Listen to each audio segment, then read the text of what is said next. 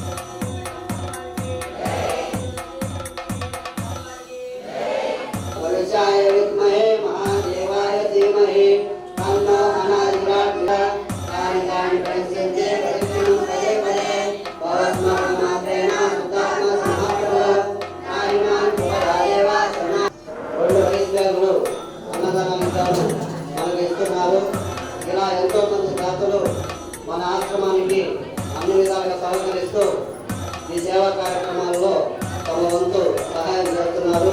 వారందరికీ కూడా శ్రీ గోవిందమ్మ దివ్యానుగ్రహం గురుదేవులు శిష్య కోటికి భగవత్ జనావళికి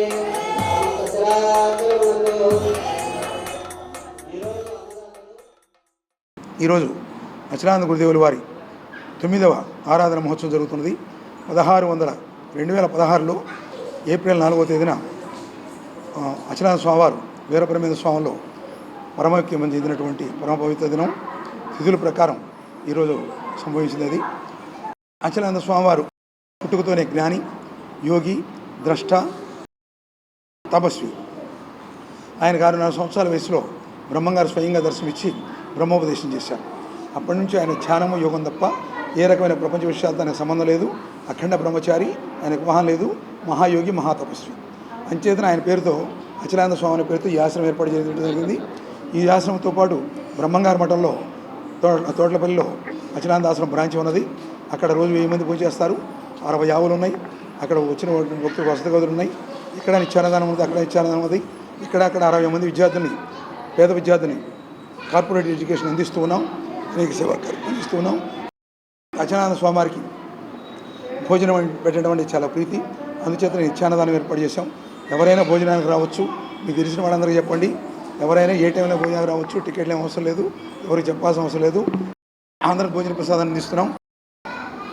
ఆయన నిరంతరం తపస్సు చేస్తూ సర్వజీవులకి, ఈ ప్రపంచానికి వారి యొక్క తపస్సును దారబోసి అన్ని జీవులు అందరూ ఆయుష్, ఆరోగ్యము, ఐశ్వర్యము, భోగభాగ్యము, సుఖ సంతోషాలతో ఉండాలని కోరుకునేటువంటి మహానుభావుడు. ఆయన తపస్సునంతా సమాజానికి వితరణ చేశాడు. వారి తపస్సుతోటి అనేక మందిని పునీతం చేశాడు. అనేక మందికి అనేక రకాల మహిమలు కనిపించాయి. ఇప్పటికీ ఆయన ప్రత్యక్షంగా ఎంతోమంది భక్తులకు దర్శనమిస్తూ ఉంటాడు. అలాంటి అచలానంద స్వామి యొక్క ఆరాధన ఈరోజు మనం జరుపుకుంటూ ఈరోజు అందరికీ భోజనాలు ఏర్పాటు చేసి సాయంకాలం కోలాట ప్రదర్శన ఉంది. కాబట్టి భక్తులతో విచ్చేసి కార్యక్రమంలో పాల్గొని పూజ్యపాద అచలానంద స్వామి వారి దివ్యాశ్రమ గోవిందమ్మ వీరబ్రహ్మేంద్ర దివ్యానుగ్రహం పొందవలసిందిగా కోరుతూ శ్రీ గురుభ్యో నమః. ఓం ప్రశాంత్.